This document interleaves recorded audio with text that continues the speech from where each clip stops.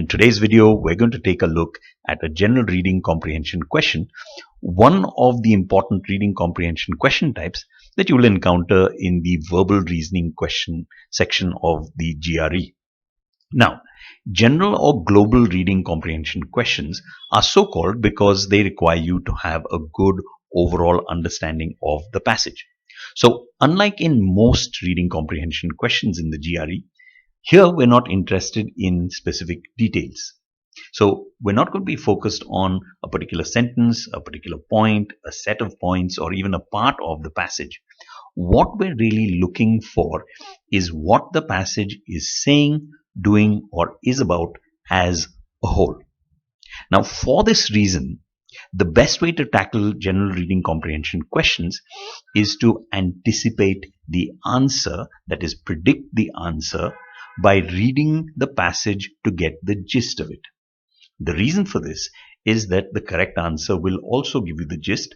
So if you've already got the gist of the passage, you have predicted the answer, and it becomes easy to match the gist with the correct answer and so quickly differentiate the right answer from the wrong ones.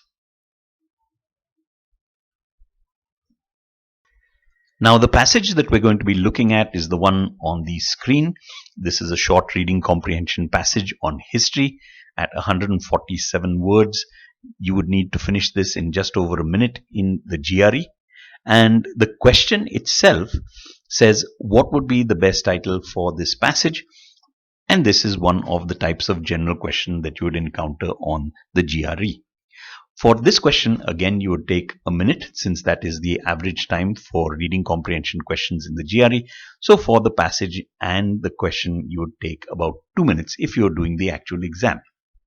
So at this point, you can pause the video, go through the passage and the question, and once you're done, you can resume for the explanation. Now that you're done with the passage and question, let's have a look at the explanation. Now, as I said a few minutes ago, this is a general question. The best way of answering this question is to first read the passage for the gist of it, because that will help you to anticipate or predict the answer, and then look at the questions, at the options, to see which option matches the summary that you have got from the passage. So let's get rid of the question and let's dive into the passage. Now, the first sentence of the passage says, Rome's first smallpox epidemic, which lasted several decades, decimated, that is, severely reduced, almost completely wiped out every section of Roman society. Now, this raises a couple of questions.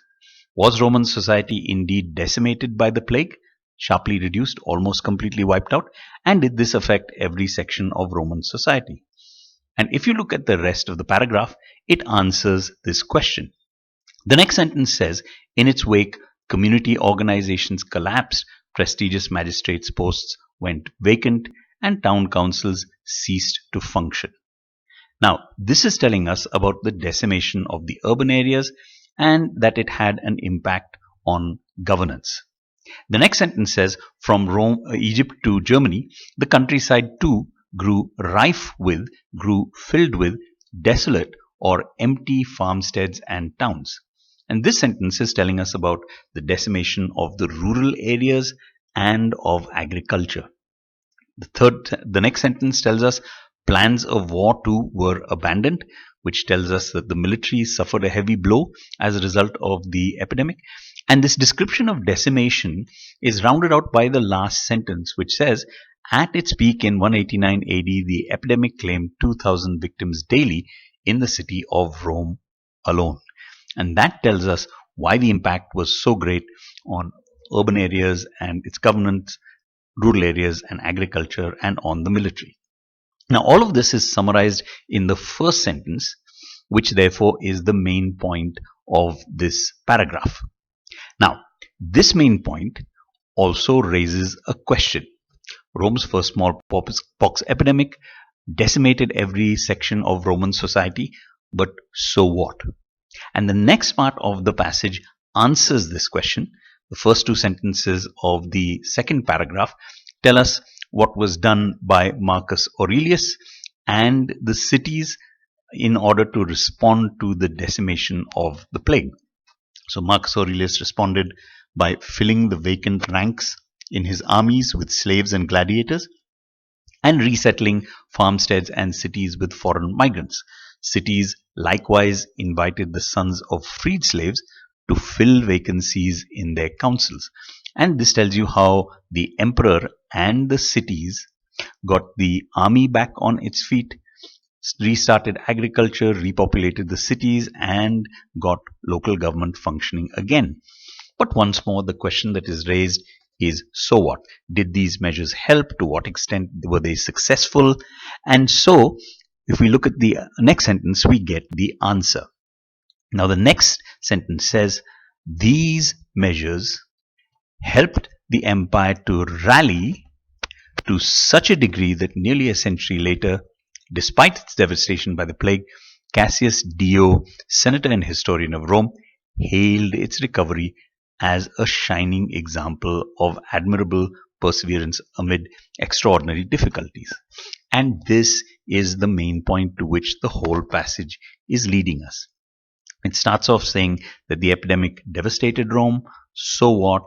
The emperor and the cities undertook certain measures in response. So what?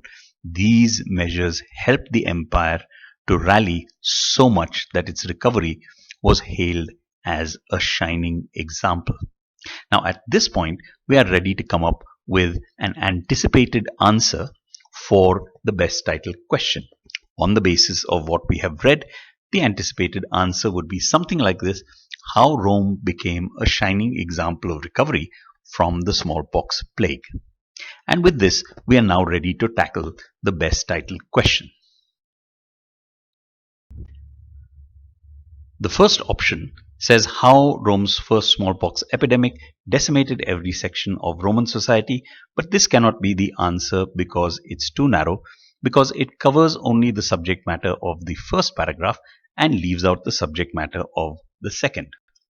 Option B, how to survive plagues, suffers from the opposite problem because it is too broad. The passage does indeed talk about how Rome survived the first century smallpox plague, but this passage is not a discussion of how to survive smallpox plagues in general. Option C, lessons from Rome's recovery from smallpox, with its introduction of the word lessons, brings in an element that is irrelevant. The passage does talk about Rome's recovery from smallpox, but doesn't draw any lessons from it. Option D, with the word criticism, is contradictory because actually it should be praise. Cassius Dio's praise of the measures Rome took to recover from the smallpox epidemic. Now, with this, we have eliminated options A to D and we're left with only option E, which we know must be the correct answers since all of the others are clearly wrong. So what we have done to arrive at the right answer is the use of the technique of elimination. And elimination is indeed very useful because there are many cases where you may not be able to know what the right answer is, but you can spot and knock out the wrong answers and get to the right answer by this method. Now, having understood that E must be correct, we can also confirm that it is the correct answer, firstly because it's a good summary of the passage. It says how Rome successfully sprang back from the devastation of a smallpox plague. The devastation of a smallpox plague is covered in the first paragraph. How Rome successfully sprang back from it is covered in the second paragraph. In addition, it matches the anticipation because if Rome successfully sprang back from the devastation of a smallpox plague, then its recovery must have been a shining example, which is exactly what we had anticipated. And so we have confirmed that option E is the correct answer. The way we got to the correct answer was by taking two steps: anticipation, which helps you to zero in on the right answer, and elimination, in which you get to the right answer by knocking out the wrong ones. In order to anticipate, what you would do is predict what the correct answer will say even before you look at the options. anticipating the answer will give you a clear idea of what to look for in the correct answer. So, when answering general questions, read and summarize the passage as a whole, because the correct answer will also summarize what the passage says. Now, in terms of elimination, what we did in this general question is that we eliminated options that are too broad, too narrow, irrelevant, or contradictory. So, with this, you now have an idea of how to go about tackling general questions. And what we've said over here will also apply to primary purpose questions and to main idea questions, which are the other kind of general question. We hope that you found this video useful. If you have, do check out our other videos on reading comprehension and other question types in the verbal section, and also questions on the quantitative and analytical writing sections. You could also sign up for a free demo lecture in which you can attend a live online session, and you can also sign up for a course if you're interested in in-depth preparation. Well, this has been a Dilip Oaks Academy presentation. Thanks for watching.